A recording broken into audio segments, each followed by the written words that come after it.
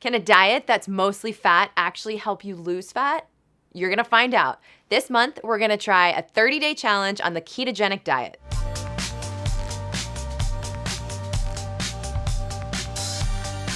The ketogenic diet is a way of eating where 70 to 80% of your calories come from a healthy fat source, and only 5 to 10% of your calories come from carbohydrates, and 20 to 25% come from a protein source. So when you look at the balance of your food, you're gonna be eating a lot more fat. The benefits this has is it helps our body switch from glucose metabolism, so our bodies are naturally using glucose as energy, to fat-based metabolism. So our bodies are actually taking fat, breaking it down into ketones, and using that for energy. I'm a little nervous to do low carb, guys. Low carb has always sounded like a really dirty word to me that I did not want to partake in, but I'm interested to try it.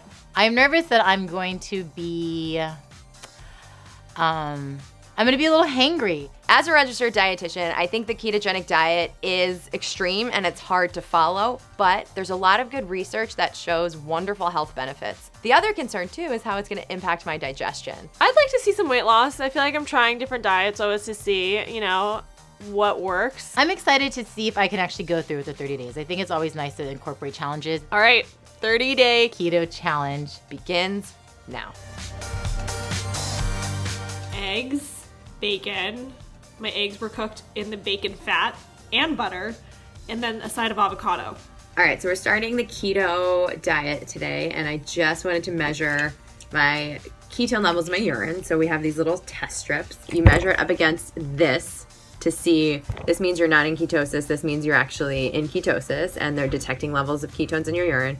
Mine currently is nothing, so that makes sense. I haven't started it yet, so we'll see how this changes over the next couple days, and I'll keep you guys posted. Okay, keto week 1 is over.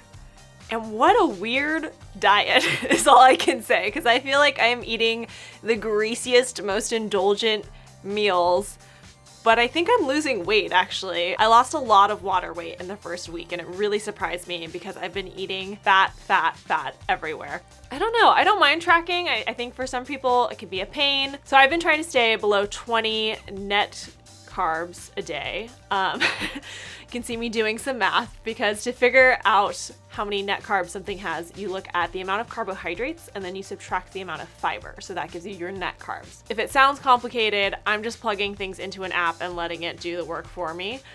So yeah, the tracking for me has been just kind of an interesting experiment and getting to learn more about the food that I'm eating.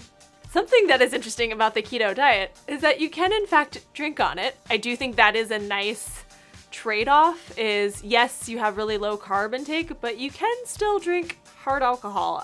No beer or wine. It is nice to be able to go out and still have a drink with your friends if that's a thing that you like to do on weekends. I have not been very keto strict. There's been carbs. There's carbs every day and sugar. Not gonna lie. I don't know. Keto's not for me. Here's what it is. I don't eat dairy and I hardly eat meat, so it's really hard for me to get to that ketosis state based on my current diet. All the fat's a little much for me. I mean, I had 2 spoons of coconut oil just to hit my fat content. Here's a positive thing about keto. It's taught me to label read. It's really interesting to see like the carbs, the net carbs, fiber. I've never really paid attention, so it's been good to actually look fully at the nutritional benefits of the few packaged items that I eat. So I've really approached it in, can I create a good macronutrient balance when I'm eating? So do I have protein? Do I have vegetables? Do I have a good source of fat? And I've been trying to make the fat that I eat a little bit higher amount than I normally do. My energy levels, which I was really curious to see how they would be impacted, those have been pretty consistent. 1 week down, 3 more weeks to go. Who knows how this is gonna go? One thing that is blowing my mind about keto is how much more money I'm spending on groceries. I used to spend $65 a week at Trader Joe's. I just did a run today and it was $95. So I think that's because usually I stock up on a lot of sweet potatoes, more veggies, and now I'm really having to have an animal protein with every meal, and that really adds up. Just finished my run, and the real thing I wanted to test with this keto diet for the month was I was really curious to see how it was going to impact my endurance. Sometimes when I fatigue during a run, even if it's 3 miles, my legs start to feel really heavy, but that never happened. So, And look at that. We're doing it. Sorry if this is gross. What I have noticed that's been pretty interesting about being on this ketogenic diet is my energy levels and my desire to eat. So while I do think about food pretty frequently throughout the day, I don't have this really intense hunger that I used to have on my prior diet.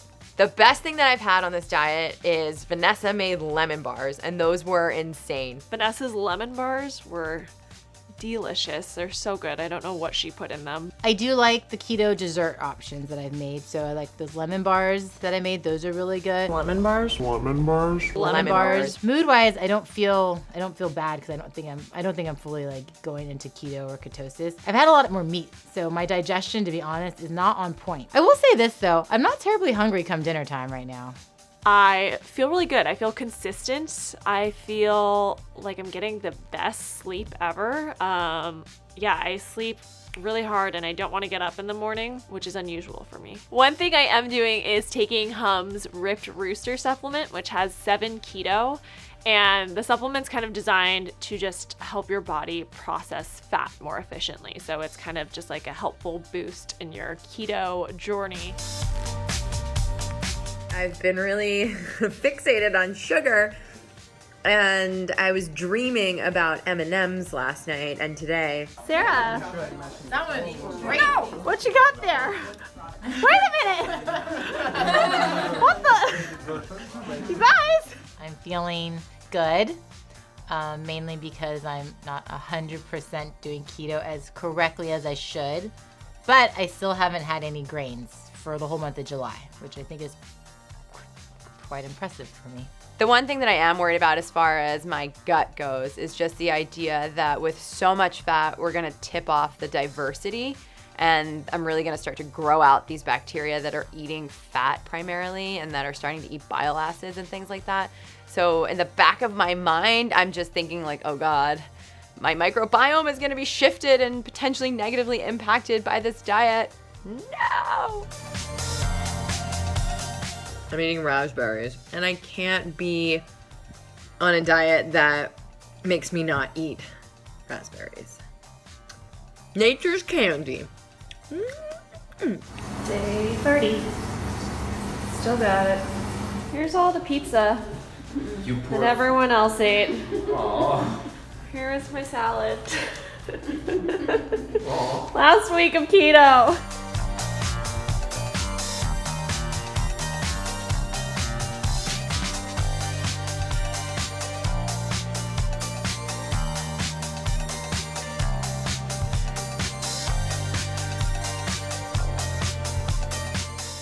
Keto's finally over, thank God.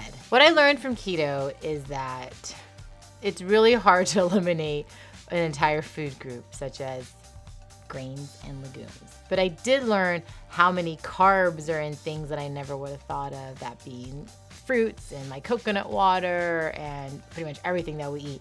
So not that I'm going to continue to count carbs, but I'm definitely more aware. I personally don't think I would ever try keto again just because I found it so challenging because I don't eat meat. I was eating so much more meat this month than I normally do. So in the last 30 days, I lost 5 pounds, which is not bad considering I was eating butter, bacon, coconut oil, lots of fatty things every day. And I was still able to go out and drink with my friends on the weekends. So yeah, it's weird to have lost 5 pounds considering all of that was still allowed. I feel like I will take away from this that I can live without eating as much bread and should enjoy more healthy fats. My overall take on keto is I liked the way it impacted my energy. So a lot of times when I get hungry, I get very irritable, I get cranky, maybe even mean, and that didn't happen. It was just a very even energy, and then when I was hungry and I ate something that was high in fat.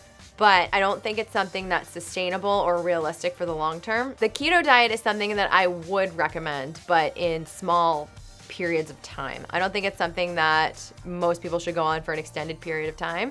I think if you have certain genetic variations, it can actually be a detriment to you to do a keto diet, especially if your body's not able to process and convert saturated fats in an efficient way. But I do totally support eating higher amounts of fats, lower amounts of processed carbohydrates, and just being aware of your macronutrient balance, making it a little bit more fat and vegetable heavy versus carbohydrate heavy. That's the end of the 30-day keto challenge. If you like this video, go ahead, give it a thumbs up, give a comment below, and let us know what you thought, and hopefully we'll see you again on the next 30-day challenge.